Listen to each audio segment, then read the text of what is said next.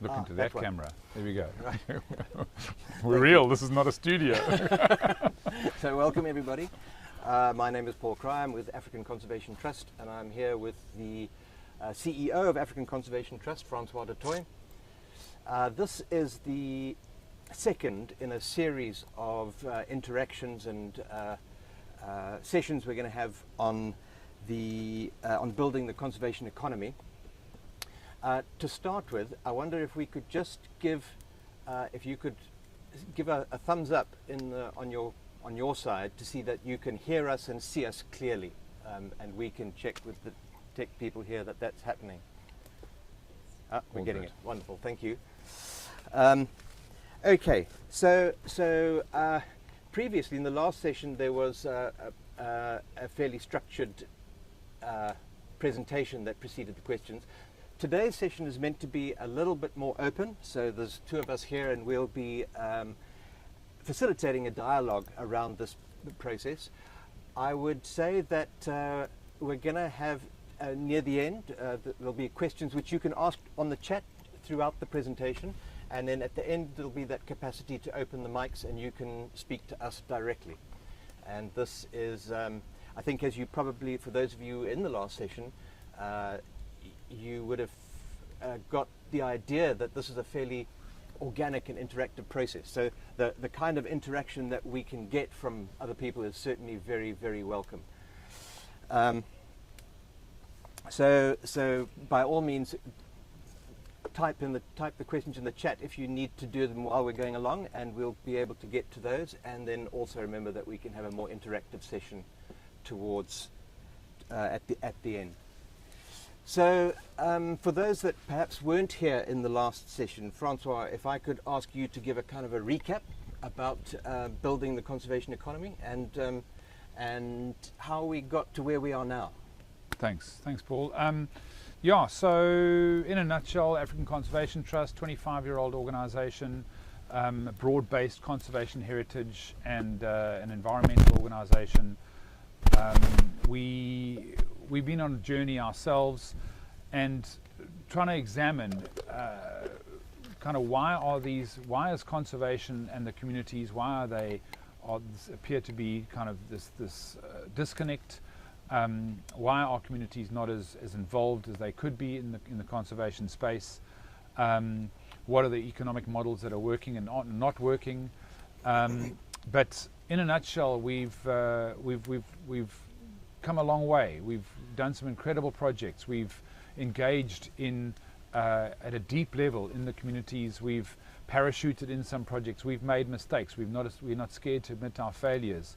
The conservation economy itself is not an isolated, it's not a silo economy. It's not the blue economy, it's not the green economy, it's not the hunting economy, it's not the wildlife economy, it's not the tourism economy. It's all of that and more. Most importantly, what the conservation economy is, Paul, and thank you everybody for joining us. The conservation economy is an economy of respect. It's an economy that respects culture, it respects the environment, it respects the land, it respects water. It is an economy that is inclusive. It sounds like a utopian, wonderful kind of kumbaya type of environment, but ultimately those are the kind of economies we wish to create. We had spoken in the previous session about hyper-local economies, about an economy that supports local entrepreneurs, that supports local growers, that supports local builders, trade, and that enables a circulation of money.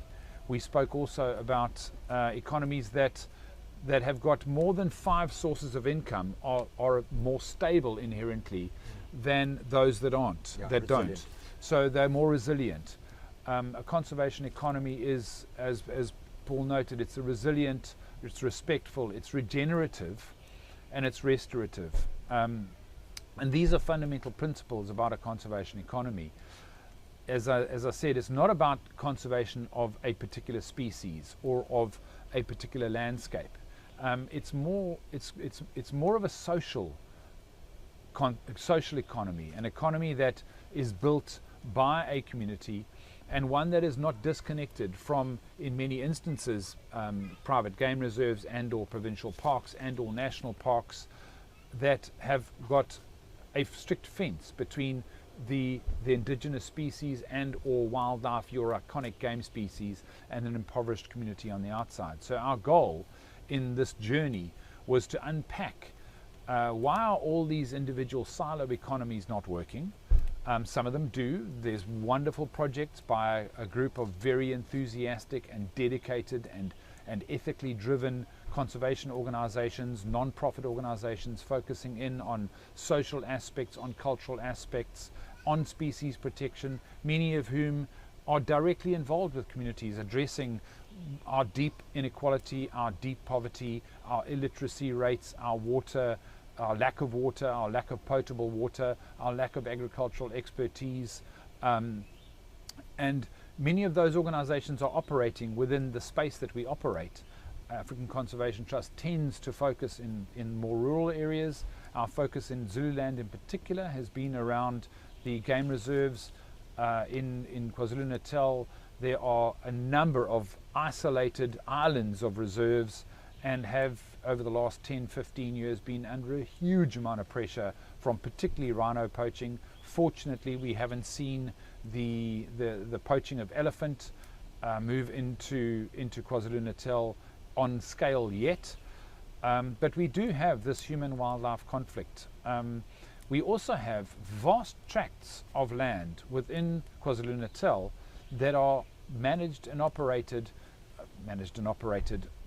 under the authority of the traditional authorities, the local Amakosi, the Indunas, the villagers, the individuals on the ground. And this in itself was, and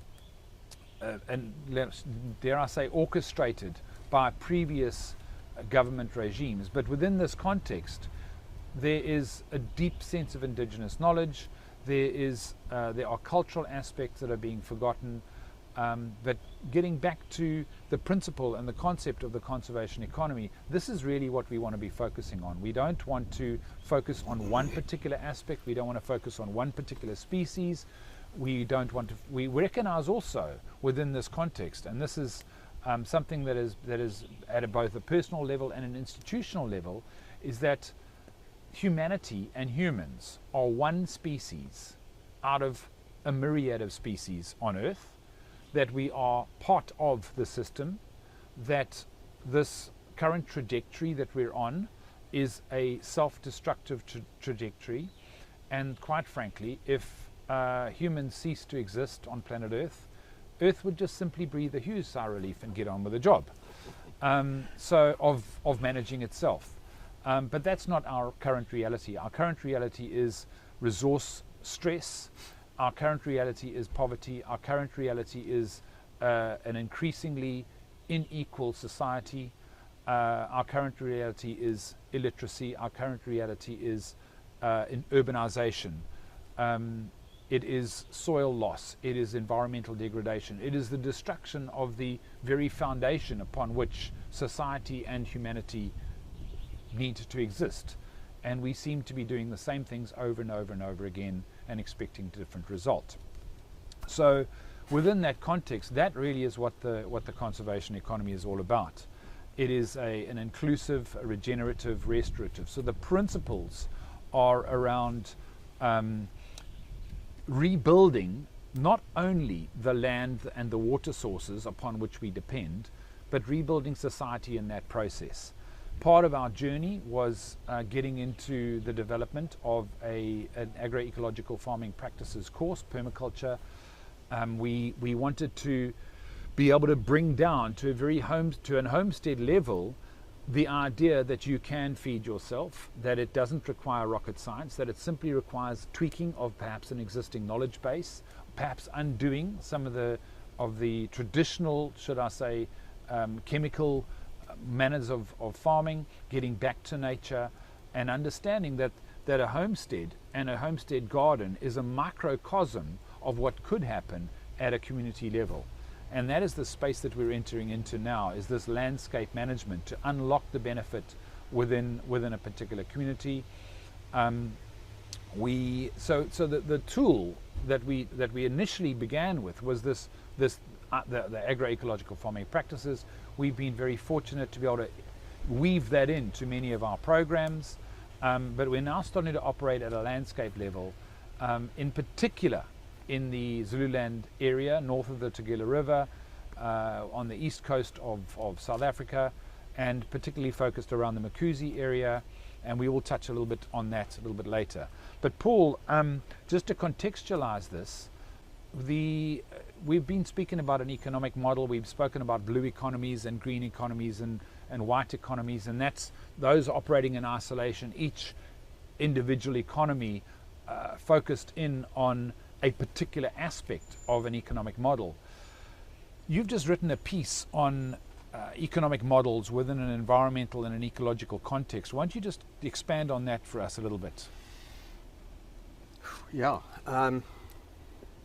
So I think there are two principles there. The one is that, when we use the word ecos within the word economy or ecology, the word ecos has its origin in the concept of it means house, or probably more accurately home. And somehow in both ecology and economics, that concept got lost a little bit. If we start to look at the problems that the Earth is having now, and the paper on planetary boundaries has really highlighted the severity of things like climate change, biodiversity loss, nitrogen and phosphorus cycles, and ocean acidification. The question that as environmentalists we kind of answer is what we're doing enough? And I think the unanimous response to that is no. It's not. And if you look at various schools of thought, right from fairly austere capitalist models, right across to what political ecologists are doing, looking at means of production within systems, I think there is an awareness that in order to address the magnitude of the issues that are coming, some sorts of change needs to take place. And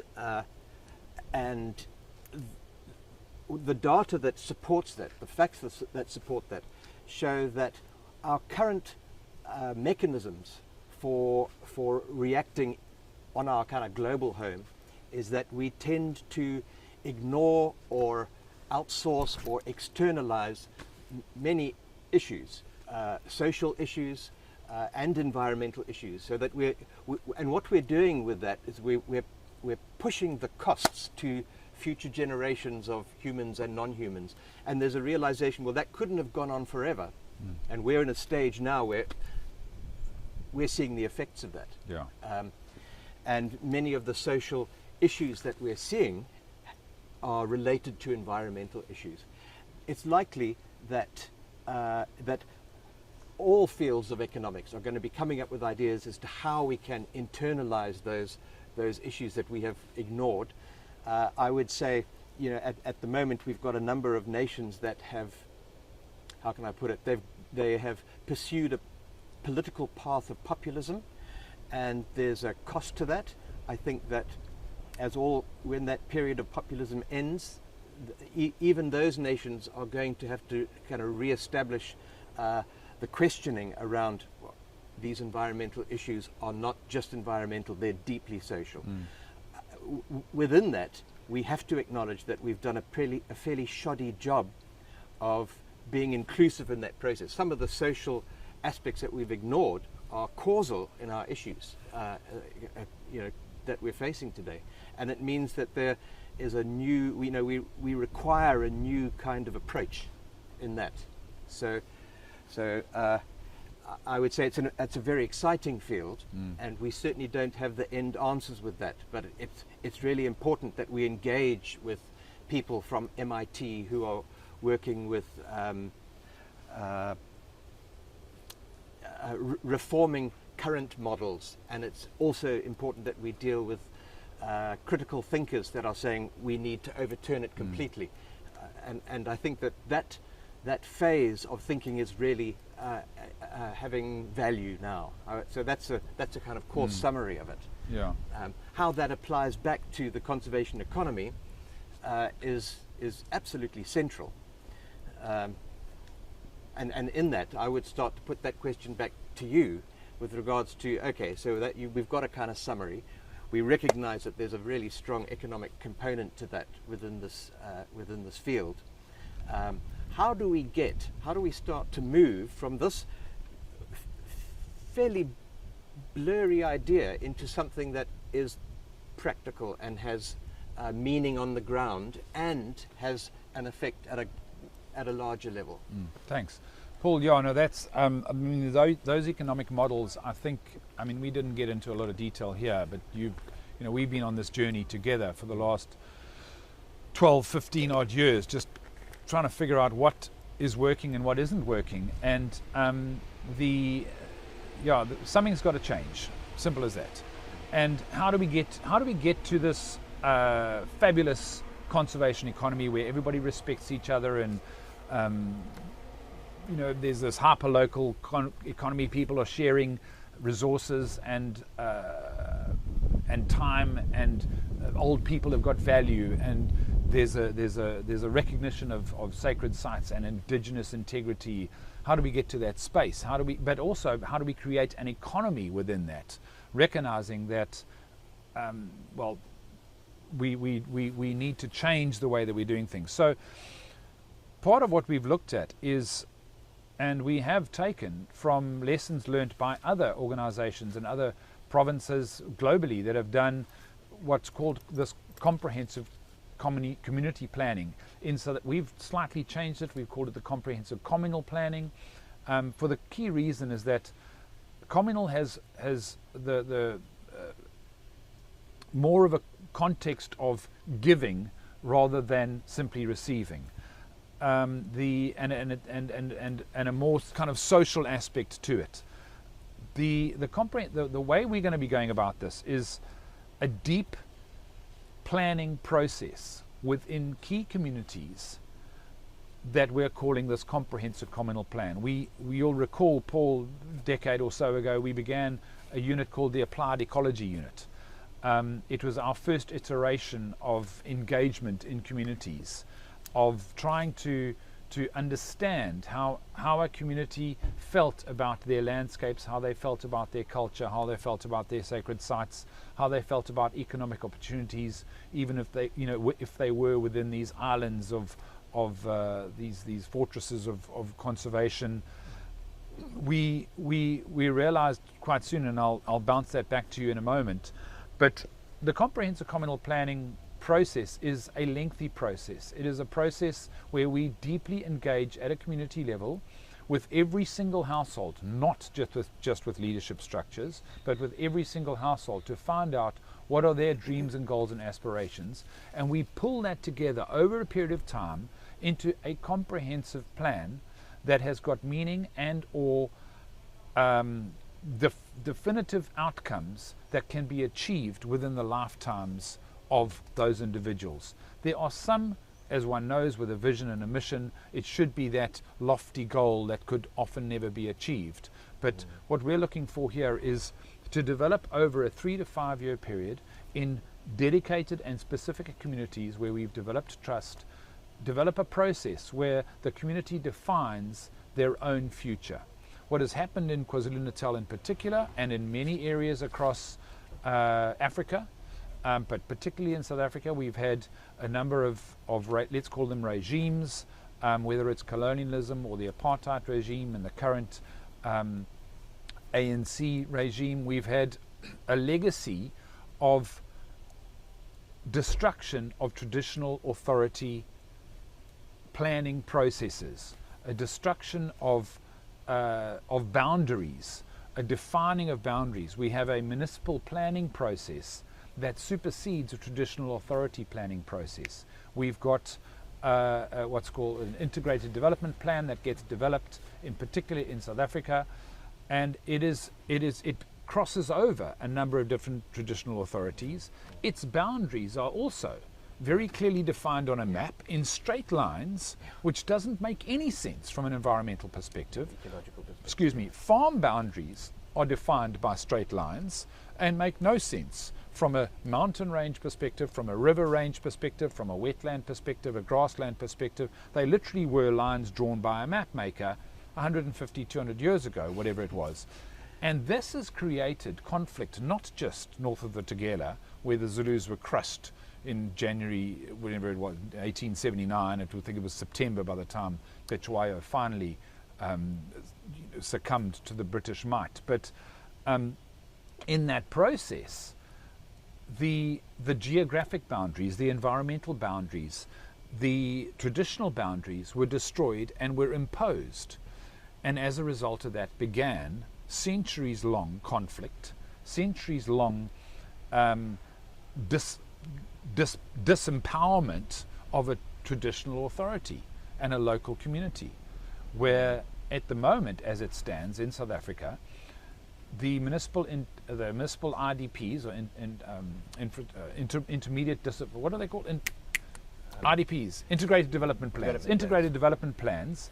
We talk in so many acronyms. The integrated development plan is parachuted in onto a traditional authority. It is often a cut and paste exercise by a number of consultants sitting in an office without actually consulting with the community, because this is a legislated scenario. It has to be done by a particular date. And it's so disconnected from what people actually genuinely want on the ground. And this is what we're trying to break. We're trying to break that cycle. We're not trying to break it entirely, because that will destroy the flow of funding and or opportunities that come into a particular community. But what we need to do is embark on a process of pre-planning, planning and implementation that engages at every single level. And in order to do that, we need to get into that deep theory thinking where Sengi, Sharma, we basically need, as facilitators, we need to completely release any preconceived ideas about what the community may want. And that's the tricky bit. It's not about dictating to a community exactly what it is. Like, oh, we know you need water, you need clinics, you need creches, you need literacy levels up, you need a tractor, you need to plant maize, you need to do all these sort of things. That we know is fundamentally flawed because it hasn't been defined by the actual homesteads themselves. And so that is the process that we need to go into. We also need to be comfortable in the space that even if we do drop our preconceived ideas about where this end point is going to be and what the comprehensive communal plan is going to look like in the end, we got to remember that it's not our plan. Our plan is to help the communities plan their plan. And that's the tricky bit, is as an individual who has got, we run projects, and our donors require us to have a theory of change that's all very groovy and fits into nice boxes. They need us to have defined outcomes by defined dates with a defined budget. That's not how a comprehensive communal plan should be developed. It should be developed rather not in a project, but in a process manner, and that's the tricky bit. So, in a nutshell, is we've got to go into communities, and we've developed a level of trust in a couple of communities. We've got to go in there and we've got to say, what's your plan? How can we help you develop your plan? How can we help you unlock the potential that's sitting here, and do it slowly enough that it's not offensive, and to be able to build trust. And one can't do that when one has pockets of funding that come from time to time that are particularly focused. So now we've learned some lessons over time, haven't we, Paul, with regards, just in a nutshell, just projects, a number of projects focus specifically on protected areas and communities. There's human-wildlife conflict, but that part of this journey has been that process. Tell us a little bit about some of the stuff that we've... Well, it would be, the one sentence summary of that would be is how we get to the understanding that you've described now by a whole series of mistakes, and how we didn't do that. And recognizing our failures. But it's really easy to do that. I mean, insofar as, my background is not in communities, so when we've 10, 12 years ago probably, when we were looking to how we would engage, we would look at the roadmap and say, well, then we'll do that. Now, there's two things about that. The manner in the manner in which engagement takes place, you know, you spoke about the slowness of it. That's costly, and when you're running a project with a timeline, you're trying to curtail costs. But there's something harder than that. In that, if I think about it in myself, when we were designing those projects, yep, you're going to engage with people, but it's a series of events, and part of that was a lack of trust in that process. In other words, the many of the processes that are defined institutionally and in law require collaboration or cooperation. And if you go into it with that mindset, you've kind of already lost, because you're carrying your preconceptions with you, and you're answering to a project design that you wrote 2 years before. Yeah. So the difference, I would say, the lesson that we kind of learnt with that, and it's a hard one, it's hard now, is that when you're going to engage with an issue that includes a biodiversity component and a social component, you start early, and I think you said earlier on about not having preconceptions about the process. It's absolutely surrendering to that to the idea of putting something out there which is inviting input, rather than saying, well, this is what we've planned and is it okay? Now, if you go into that process with a lack of trust and not saying, all right, look, and it's not to say that I may have preconceived ideas with this, but I may have, but I can declare them. That's part of that process, and it's being honest. Pretending that I don't would be insincere, but it's not saying that we're going to engage with you and then we're going to do what we planned anyway. So that it really involves that kind of surrendering of ideas, starting engaging at the beginning and continuing on. You know, and it's not a community engagement in that regard. Is not an event. It's not something that you do. It's a process that you start and probably never ends. But there's also another aspect around that which is worth mentioning. And that is that, I mean, historically, we have used many environmental issues have been expert-led, and now there's a recognition that, well, we have to engage, we have to involve in communities right at the beginning, right in that process. And it's not to say that the community members on the ground are going to have all the answers. That's putting too much pressure on that. Added to which, the situations that we're moving into have never been encountered in the earth before. So it's not to say, well, we're relinquishing it and now we're, the communities are going to be able to decide what is best. In reality, it's going to be a mishmash of ideas, but to get to that point where it is a mishmash, rather than we'll listen to you and then we'll carry on, or the community is going to decide what's happening and forget about the expert. In order to get that mishmash, the depth and length and commitment to that communication is absolutely key. And I'm saying that, but I'm not entirely comfortable with that. There are still bits where I'm going to say, well, but wait, it's science.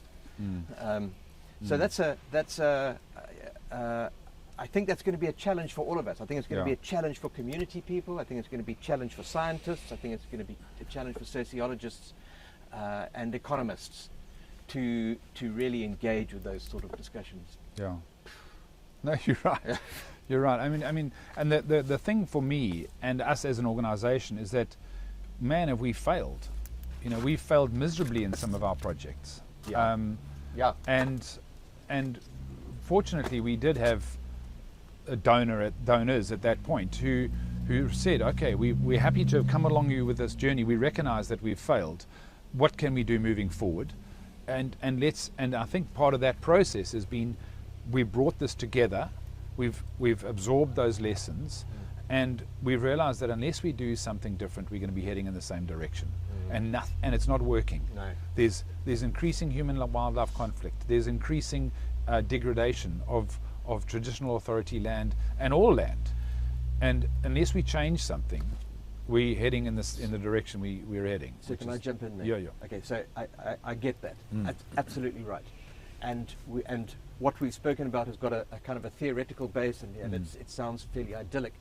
How and where do we go with this?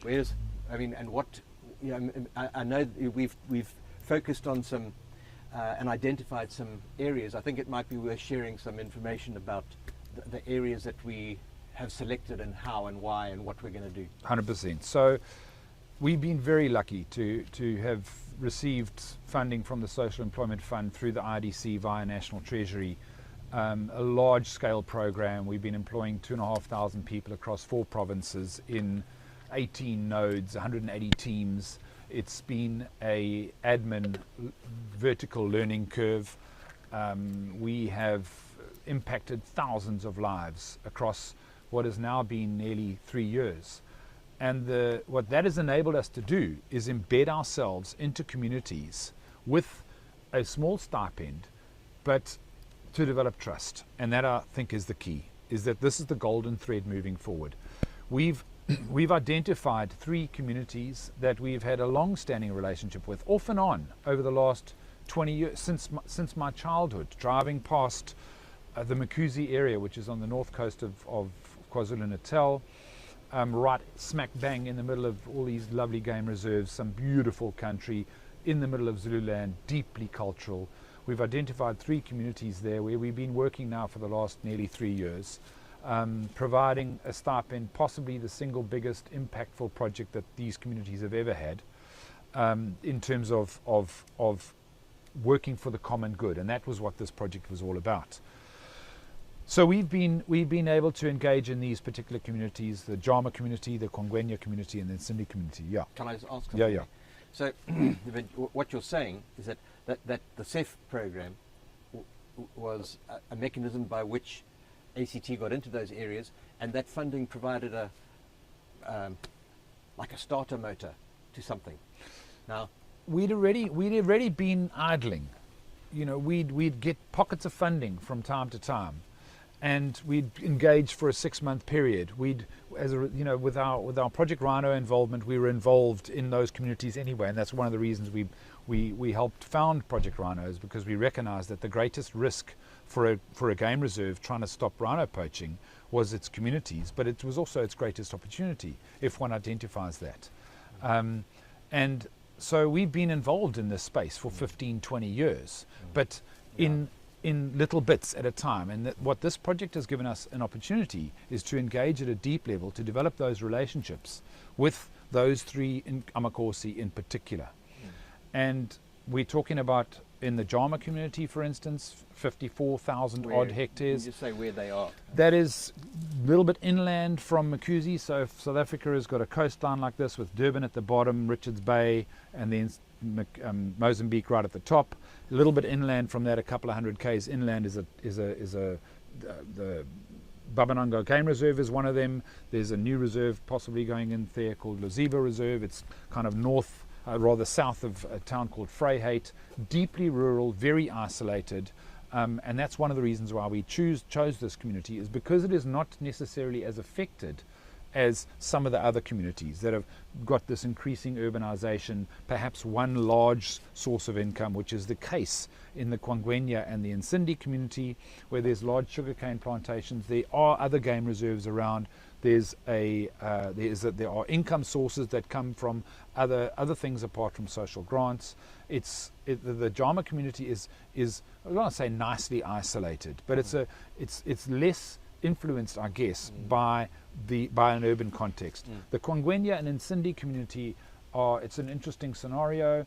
Those Amakosi Myeni, their dad had the entire area, and these are now 2 twin brothers, and they were then given 2 separate traditional authorities in the region of 30,000 hectares each. And this is again one of the problems, is that the traditional authorities themselves don't know exactly where those boundaries are. they will know if they walk it, but nobody's actually physically mapped it. And that's part of the process. Can So I ask another thing in that? So we touched on, when I was saying, chatting earlier on, I said that we can't expect, we're putting undue pressure on communities by saying they're going to have the answer. One of the issues that we kind of faced in a number of areas was political conflict and what have you. How does the CCP, the Communal Conservation Planning process, mitigate or answer or get around that? So in many of our previous projects, we were dealing with 5 or 6 traditional authorities to try and establish whether it's a boundary or a larger conservation area.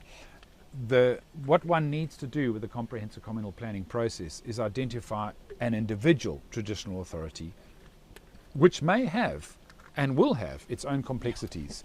You know, each Nduna, there are 31 odd Ndunas, sub-chiefs in the Jama community, spread out over 54,000 hectares. There are 10 in each of the Nsindi and Kwangwenya. The areas are inaccessible in many of them.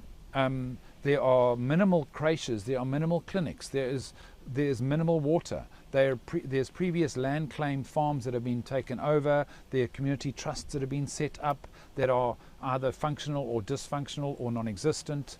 There is no planning for that particular traditional authority. There are conversations, but there's no concrete plan in any of those communities. We've developed a great relationship with these 3 Amakosi in particular, and you speak about complexity. We recognize that there are nearly 300 Amakosi in the KwaZulu-Natal area just north of the Tugela. And that's in an one area, province and that's one province of 9 that extends over 3-4 million hectares, and the municipal IDPs have been superimposed on those. So these 3 Amakosi, this is the area we would like to focus. We've been able to develop trust, we've been able to look at landscape plans, we've established homestead gardens and communal gardens. We've been doing a massive Sekkelbos thinning program, which is reclaiming grassland by thinning an invasive indigenous bush. It's got a thorn-like blazes, but it encroaches where there's been overgrazing and poor management. And so our programs have been focused specifically on achieving the objectives of the CEF program, yes, by thinning landscapes, and we were deliberate that we didn't want to call it clearing, because then you've got a scorched earth policy and that helps nobody. But it's about thinning, it's about creating the ideal landscape so that the livestock that exist there, whether they are cattle or goats or sheep, that those livestock can become fat and healthy. And in the process of restoring a landscape, you restore an economy. There was some work done a couple of years ago about the conception rates, for instance, of the traditional cattle herds in Zululand, and it was in the region of 6%. A commercial herd is looking at 80 or 90% conception rate. If we can get it up to just 20%, we'll pump billions of rands into those local economies.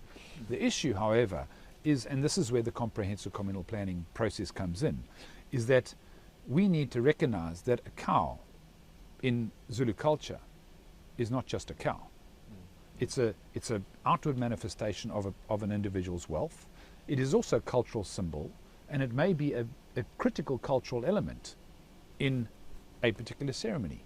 So a particular cow with a particular colouring that is of a particular age has got a very different value, and therein lies the crux. Us, as with European project thinking, value is X. It's monetary value. No, it's not. What is value? And that is, we'd spoken about that in our previous seminar, about things must have value.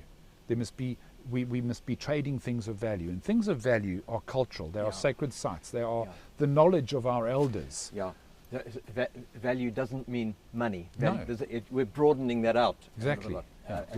We've become so focused on a monetary system that we forget that we're humans.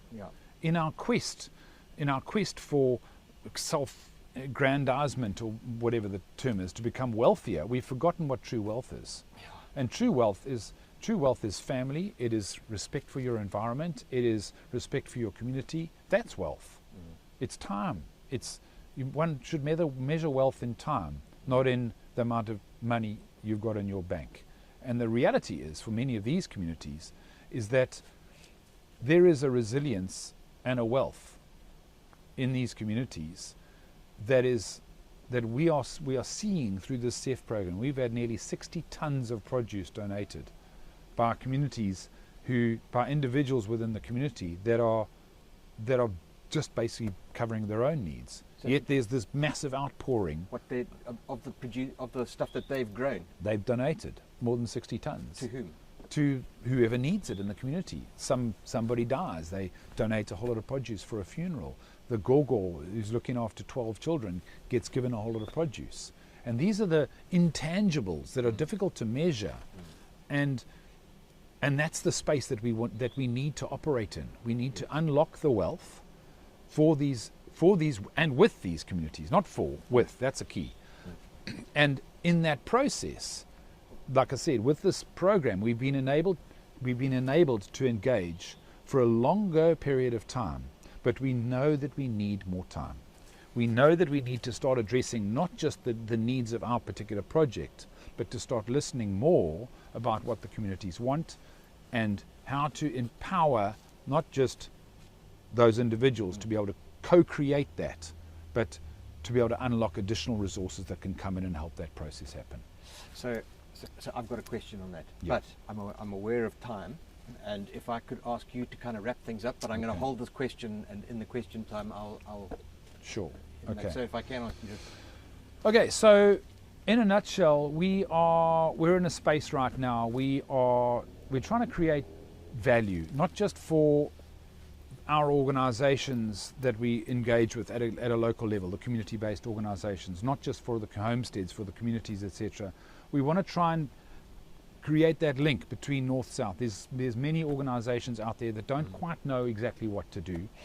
We know that in order to put together, we've got the core of a team that can help with this facilitation process. We've identified a number of individuals on the ground within these communities and others that can help us in that facilitation process. We've got unemployed graduates sitting around basically doing nothing, wondering what to do. Yeah. We've got skill sets in the communities that need to be unlocked. We know we're going to need in the region of, I guess, $100,000 per annum to pull this team together to help facilitate in these three communities, because they're all going to be operating at different levels. And whilst we're busy facilitating the development of the comprehensive communal plan, there will be drop-down projects that emerge. Things like we short of boreholes, our rivers are polluted, we need creches, we need libraries at every school, we need a clinic that can operate, we need a livestock management program. So there's going to be a bunch of drop-down projects, but in order to maintain and facilitate this, we're going to need, as I said, in the region of $100,000. We're looking for partners that first of all can see value in that process of unlocking value at a very, very local level, but also partners that are going to be happy with a relative degree of uncertainty, because the outcomes are not going to be outcomes, they're going to be outcomes of those particular communities. Yes. And so I guess we're looking for innovators at a local community level. We are constantly within ourselves looking to innovate. Yes. This is an innovative Yes. process, and it's a process, it's not a plan. Yes. It's the process of unlocking a plan, but the plan itself Yeah. is, so that the goals are in concrete, the plans are Can in I sand. add something Yes. in there? So, and that includes, within that, when we talk about the partnerships, I'm pretty sure that there are other organizations, NGOs, provincial bodies, formal planners that have learned similar things to us. 100%. And this is not a closed Not at shop all. with regards to ideas. Yeah. We want the experiences of those people, and to be challenged by them with regards to, things that we may still have idealistic components or unrealistic. within that. So I think, that's what it is. It's about a partnership, really. Ultimately it's about a partnership with whatever organizations can see value and bring value, and we are definitely not the experts. Yeah. We've got an idea. Yeah. We with the various conversations that we've had with indunas at household level, at Amakosi level, and at higher strategic level, we've got some really good traction with the concept of a local community And when we say local community, we're talking about probably 20,000 people in the Jama community, probably 15-odd thousand people in the Nsindi and Kwangwenya community each. Co-developing a plan is not going to be easy. Yes. It's going to take us some time, and we will make mistakes. But we're comfortable with that, and we're comfortable with learning as we go, and that's really what we're looking for. So thanks for that, Francois. We're about to open up questions to people from. Amy, will you let us know if someone puts a hand up, or? But if I can use my position of sitting here to jump in first, because it pertains to something you just recently said. As a background to the question, would be the statement that we know that what we're doing so far has not been enough, and that we think that with all the programs, large and small, that this kind of questioning is going to add value to it. So with that, there were two questions that I had. I'll ask them individually, but the first one was, you spoke about you don't get away from IDPs, from integrated development plans, and formal structures that intercede. How is, it's not like we're going to take those away and then start another process. How are those going to intersect? I just say that this is not a staged question, by the way. So I work in a different section of ACT. So that's a great question, Paul. I think that they will ultimately intersect, and my fervent hope is that the traditional authority comprehensive communal plan will then inform a municipal IDP. You've got to remember, however, that a municipal IDP possibly falls over 5 or 6 different traditional authorities. So it's going to be complex, and we need to be comfortable with that. But our ultimate goal, is that the traditional authority develops its own self-perpetuating, self-sustaining plan, and that the municipal IDPs in their various segments, that as it pertains to the traditional authorities, become subservient to the plan that has come from the bottom up. Does that make sense? Yeah, there's. I mean, and then, in law, there's provision for that. Yes. But currently, I don't think it happens much. It's not. It doesn't. There are road shows that happen, and there's consultations. But the reality is that the individual households are not necessarily. They don't feel heard. Is the feedback that I'm getting. Yeah. And then you had a second question. Yeah. The second question was. What I mean with regards to a lot of this is the nexus that you're discussing. This is using food security as a metaphor for the larger picture. Yeah. How successful is the food production, and how do we move it from? How do you transition from the original idea? And I mean, how do communities know what's available, and how do we hope to transition into something that is permanently providing food on a regular basis inside those communities? Can I add something in there? I'll ask it again if you. But where does that fit in the greater metaphor? So, in a nutshell, is that the reason we developed that agroecological farming practices course is because you can't carry on talking about the value of the environment with an empty stomach. There's a proverb: an empty stomach has no ears. And so how is a homestead garden going to translate into a landscape? Again, with time, with energy. We can't expect an individual at a homestead level who may be stressed in a number of different spheres of their life to translate that at a landscape level. This is going to take time. We're going to have to work with the livestock owners, with the indunas, with the various interest groups, with the traditional healers around sacred sites, because there are nuances within a particular traditional authority that we just don't get as a European. And that's why our role needs to be to facilitate the facilitation on the ground, where the conversations and the solutions start coming from the ground up. And then our role is merely as a catalyst, is to be able to prod conversations and try to help shape it into some kind of comprehensive plan. So the short answer is, often we've got a fixation in a project perspective, fixation on jobs. The reality is that somewhere between 4 and 9% of school leavers in this country will get a job. and that includes graduates. So you've got 1 in 20 people that are going to get a job. We need to change that headspace completely. It needs to be, the acronym needs to be a just opportunity to benefit society, or to build your own systems. It needs to be out of jobs. We've got to move away from that and not focus on creating entrepreneurs. Entrepreneurs, yes, they do create it, but you can't create an entrepreneur in a vacuum. So are you saying that this is going to I mean, we see this shift of movement of people from rural areas to the cities. Are you trying to create a system whereby there isn't that impetus to move? I would love for an individual, a young person within their community, to see such value that they don't feel the necessity to go to an urban environment. Amy, do we have any questions from the? Not currently. Okay. Sorry. You ask people to turn on their mic. Oh, yeah. So, folks, if you need to ask a question, if you can turn on your mics. And one of the things from my side would be people in the audience there who've experienced something that is either similar to this or different to this, to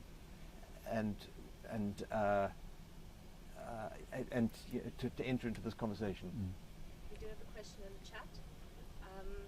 Marcelo says, have you ever encountered a situation where local small, medium and micro enterprises, SMMEs, request the formation of a steering committee for your project?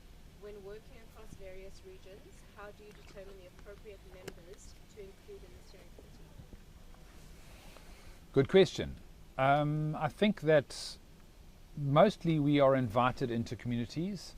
Mostly what we try to do is to identify, are there existing social structures in place already? What often happens in many of these larger job creation type projects is that individuals, whether they be entrepreneurs or SMMEs, are brought together in an unnatural social cohort and expected to perform as a group when they can't necessarily do that.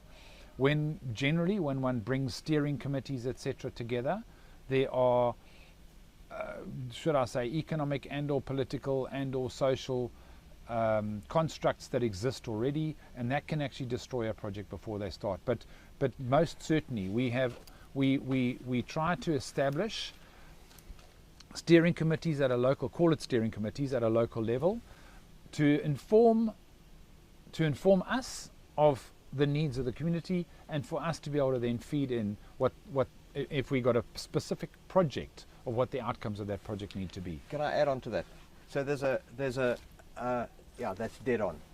There's in terms of the communal conservation planning, there's a mechanism by which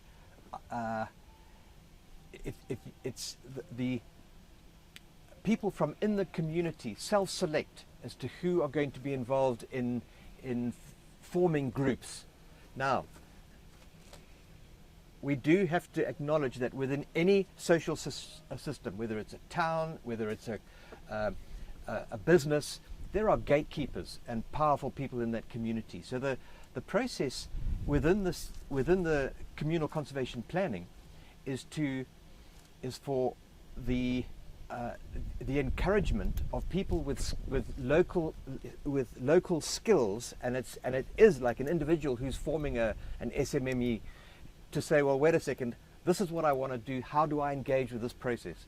In the last presentations, Francois spoke about polycentric hyperlocal economics, and that's basically where someone who's got an SSME say, well, how do I engage? You know, how many times have you got? How do I engage with other sectors of the community in such a way that my enterprise is going to be respected and used within the community? There's one prime example that I remember in one of the project areas, and I heard about the second hand, so I might get it slightly wrong. There was a farmer who was growing cabbages and pumpkins in his area, but people didn't want to buy them because they preferred to buy from town. And he ended up marking his pumpkins, and he sold them to the shop, and then people brought them from the shop and brought them back home. So there's something in our makeup that it makes us, trust the large structures rather than trust the local issues. And now that's a hurdle to get over. Now that's one of the things that I wanted to actually bat back at you, Francois, was, that you spoke about people growing that food and then making donations to people. That's super honourable. How do we, and we inside a hyperlocal economy with all, how does that transfer from being a gift into something which is going to be economically, how do we encourage the recycling of energy within that beyond gifts? But I think the question around SMEs, yes, them, is absolutely key, because it's at the core of the polycentric hyperlocal economics, is to entrench those. The second question I've got to you is, in fact, I could probably answer it. So just hold off on that for a while. So we've just recently done some surveys with a fabulous group called the Green Light Office based in Cape Town, and going into individual communities, individual homesteads, and asking at a personal level. There's a series of 50 odd questions in the poverty and resilience space that we're operating in. And we're getting some unbelievable insights at a local level, at a homestead level, and in particular around the SME space, where many of the participants, many of the respondents, have said that they've tried to set up business in the food space. They have they've given product away. As an advertising. Well, no, on the chance that their neighbour will pay them back. And the neighbour never does. They've invested money in a particular business, and the neighbour doesn't pay them back, or the local community member doesn't pay them back. So there are business skills that one needs to bring into at a community level that will enable a small, medium, and micro enterprise to survive. And that's the tricky. Any one of us that have been in business will know how fragile it is. That you put your life savings into a particular thing, and you just need 1 or 2 bad months, and it can take you years to survive if you ever get back. And so what we're trying to do with this hyper-local economy is to try and even out those curves. We need education, we need skill sets, we need a mentorship process, we need to help an SME to help them to say no. I'm not going to just give this to you. You give me the money or not. But we've also seen communities where programs, chicken programs, get parachuted in by whatever department or a well-meaning NGO. All the food gets given, all the feeder gets given, all the day-old chicks get given. The chickens get to a certain level, get to a certain size. They've got to be sold to the community. The community stands back and waits for the chickens to be nearly dead, and for the cost of the food to make the chicken not worthwhile, and then they buy the chicken, and the SME makes a loss. And we've seen that over and over again. Any more questions, Amy? Sorry, we can rattle on. We have 2 more questions. This one is from Gail. How do you build sustainability into the communal plans once the external funding ends? That is the crux of the issue, and that's the same as any economy globally will try and figure out what they're trying to do. What is sustainability, what is wealth, and what is value? So this is why the hyper-local economy is so critical, is that we've got to try and reduce the reliance on the external funding. Should only be an impetus. It should only be a catalyst. It should perhaps be the establishment of capital infrastructure, of social infrastructure, and of cultural infrastructure that provides the platform from which a community can grow.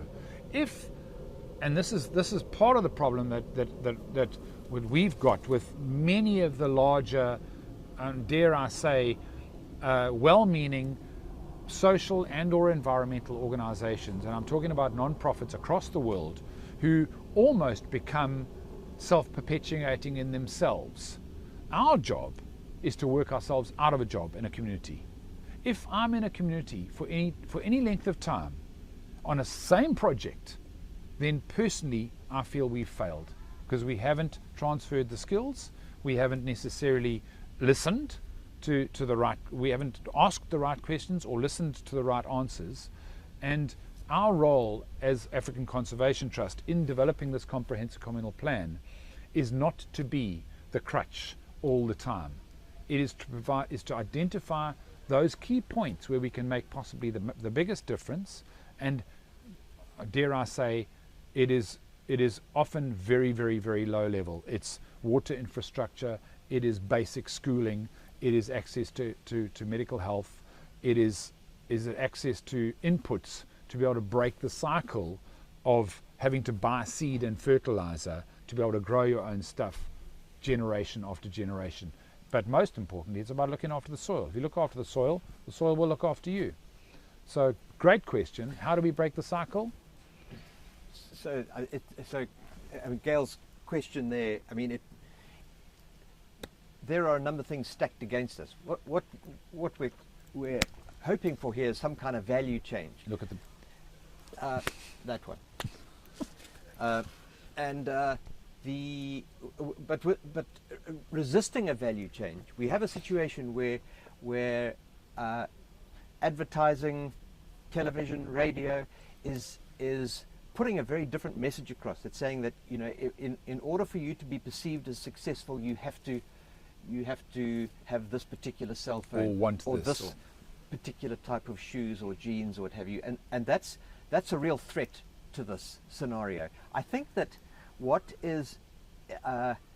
emerged and what we saw during COVID was that crisis can precipitate a different shift, and I think we're starting to see that. How can that be used? The example that comes to mind, and I'm speaking this as it comes out, I think it's applicable, was after COVID, when we were able to start holding community meetings again, one of the things that has to happen was every person who attended that meeting had to wear a mask. And a mask cost a certain amount. I can't remember how much it was. But in that community, we within those, it was more than one community, a number of communities, where we said, all right, so a mask costs this much. At that stage, there was still the idea that cloth masks could be used. So we didn't get it donated. We bought the material, and what was set up in those communities was a group of people made masks by hand, and they made an amount for the whole, so that when people arrived at a meeting, they were handed a cloth mask. Now, some people are going to say, well, we now know that cloth masks don't work, but we didn't then. The point is that those collaborations didn't end with mask making. They perpetuated, they carried on afterwards and had different kind of function. And I think that's the kind of thing we're looking for. Is it going to work? I don't know, Gail. But I think as we head towards crisis, more of those circumstances that we hit with COVID are going to perhaps be enough resistance to the wearing branded jeans or fancy cell phones. Second question is from Greg. How do large-scale businesses in the area impact your work? For example, do you have a big cattle owner in the area or any other enterprise that can impact the work, and how do you work with them?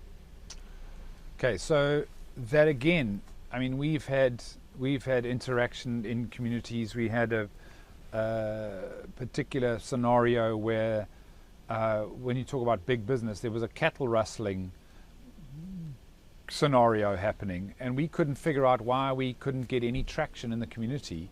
And only after, literally, it's sitting around a fire, it's time.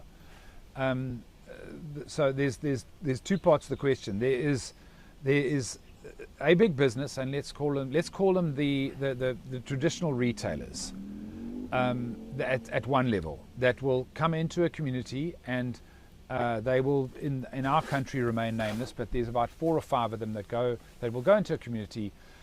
They will provide goods and services at a very cheap rate, and what that does is that stifles often your local entrepreneurs to be able to create their own food. And as Paul said, there's a prestige to walking down the road with a branded packet, a plastic packet from a particular retailer, because you can afford to go to that retailer. So that's the one aspect of it.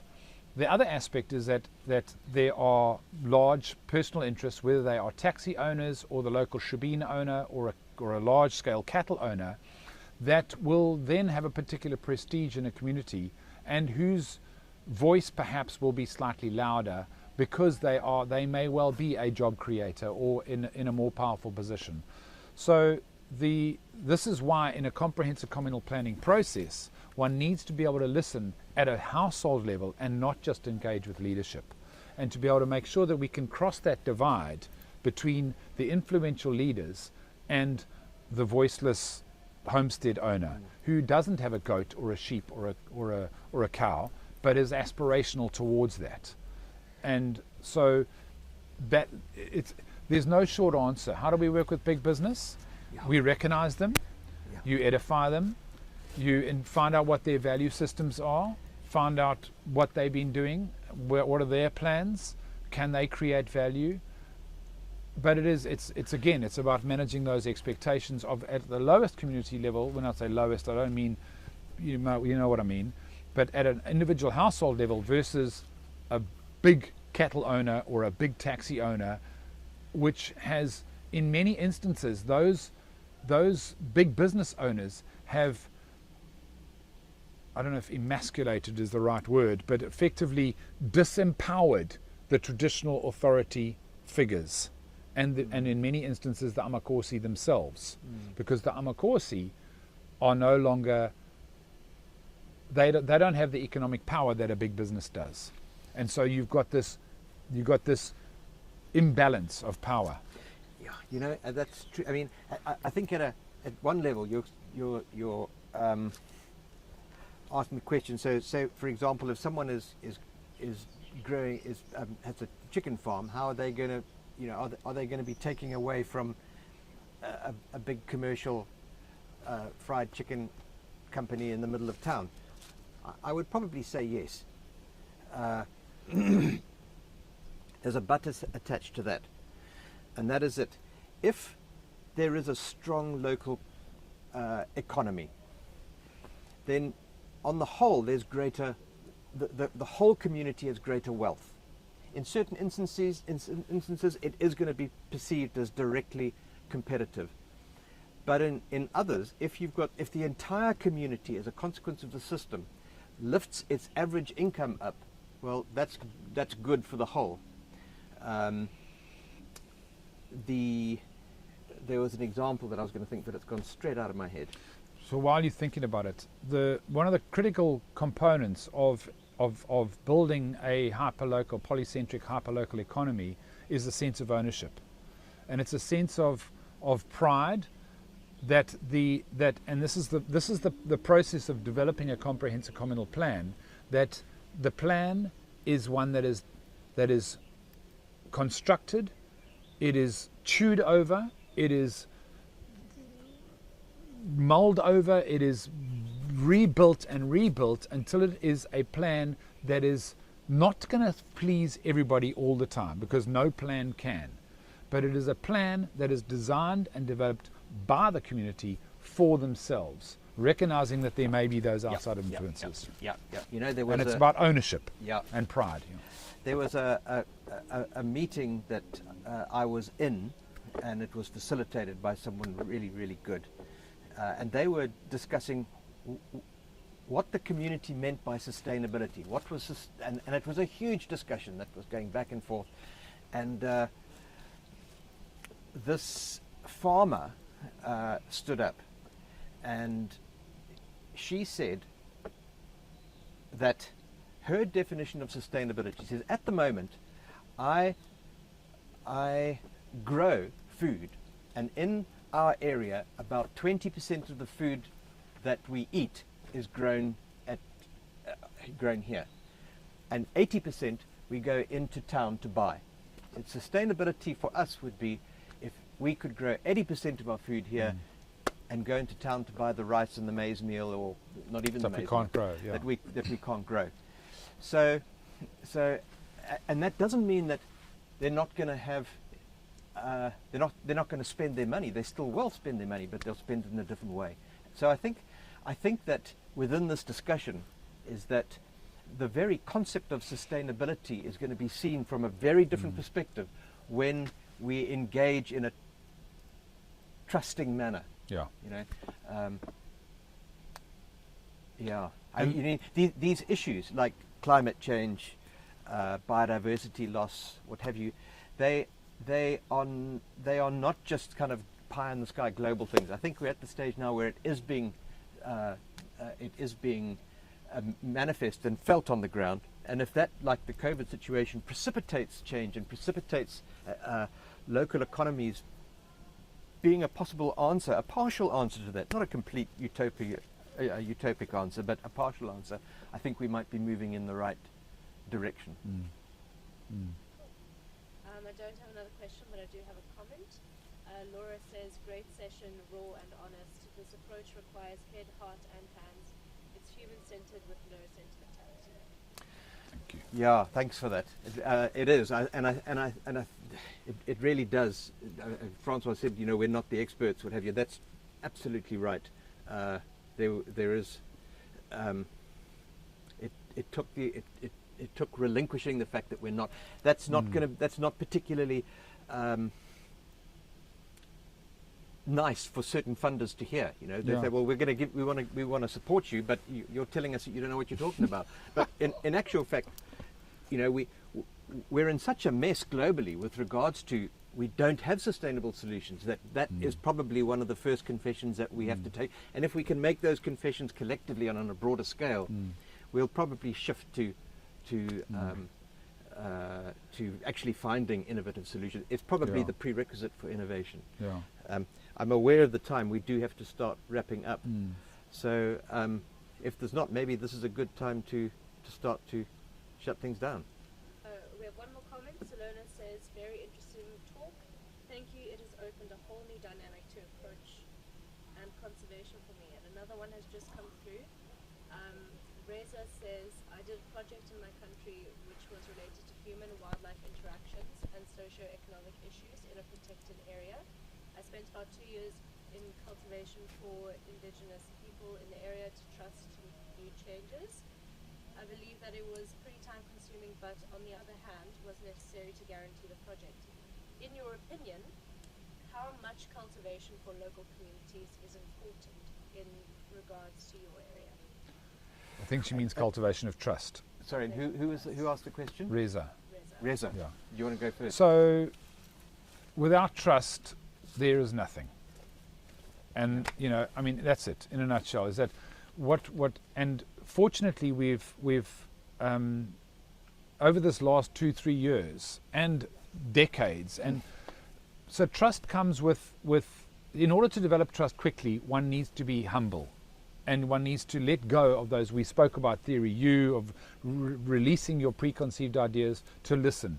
So 100%, I think many of the programs and projects that fail because they are conceptualized outside of the community with a preconceived idea about what the community needs without necessarily listening to those communities. And the communities know it, they don't feel listened to, and they will say, come with your money, we'll take your money, and then the next NGO will come with their money. And they will just keep on going, taking the money as it comes. The donors and the funders and the organizations will tick their boxes. We've achieved our directives, we've achieved our implementation. Wonderful. Our organization is super successful. But the reality is that you haven't embedded yourself in those communities. And in order to do so, you need to develop local capacity, and we need to listen to each other. We don't listen anymore. There's an aspect of Reza's question. She was saying, how much cultivation? So never stops, doesn't it?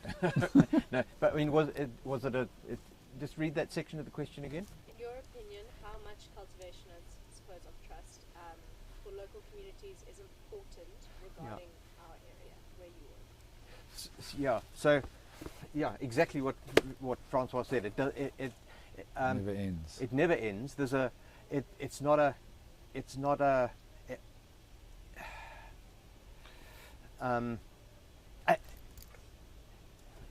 I think the moment you start it, and it's going to be rocky. I mean, especially in the South African context, we've got a history here.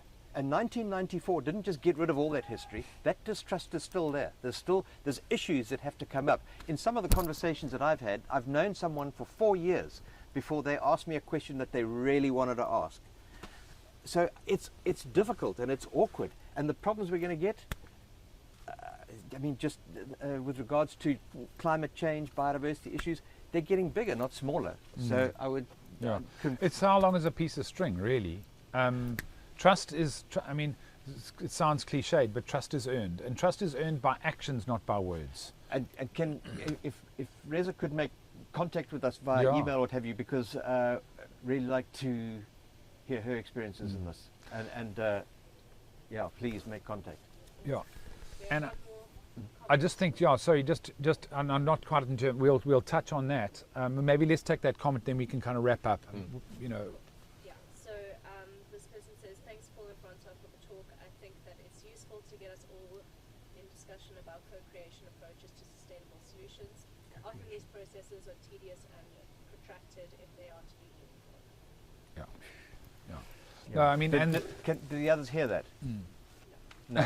Okay. So the comment was really that many of these processes of developing trust and long-term programs can be tedious. And what was the other word? Tedious and something else, and protracted. And that's the point. Yeah. I mean, I've been married 26 years now, and trust it's a daily thing. There's areas where we complete each other's sentences, but there's areas where you've got to continue to develop trust. And it's the same with your children, or with your partners, or with your spouses, or with your community, or with your dog, or a horse, or a cat, or anybody. Trust is earned, and trust is by daily action. Nobody cares what you say; they care what you do. And so, I want to stress the word in that comment was the word co-creation. 100% that's an excellent word for this. I think without co-creation, you're back to imposing. No, exactly. Yeah, and we don't want to be imposters or imposing. Yeah. So I think just in terms of wrapping up, we have got quite a few people that popped in today, and we're very, very grateful for you. Just a big thank you to Judy and the Monkey Valley crowd, and Aidan and his team, and in the background here for helping us facilitate this process. Judy for a generous offer of the space. And the main thing for us is this is a dialogue. This is the beginning of a process for us. We've been talking about this as a group of let's say management within African Conservation Trust. We've been talking about how do we do things differently to get a better result. And so we would really ask everybody that is popped up today, engage with us, get in touch with us directly. Let's open a dialogue. Let's see where we can add value to your organization and or your life. If you want to come out and visit us, those of you that are from South Africa, not from South Africa or not from KwaZulu-Natal, come and visit us. Come and have a look. Come and sit around the fire. Let's chat. Let's open the dialogue. Let's see where we can go, because we think we're on an incredible journey. We believe we have got an approach that is unique and innovative and inclusive of not just the community's headspace, but the body of knowledge that has gone before us. And there's no way we would be where we are without the collective knowledge of people like Paul and various other players in our lives over the last 20-25 years as we've embarked on this journey. So we invite you to join us. We thank you very much for joining us today, and look forward to hearing from you guys. We do not sleep. I'm kidding. But just drop us a note, drop us an email. You've got the email. That's the CEO at Project Africa. We'll be answering your questions and hopefully opening a dialogue, and look forward to meeting some of you face to face as soon as possible. Yeah, thank you all very much. Thank you for Thanks having more. the time.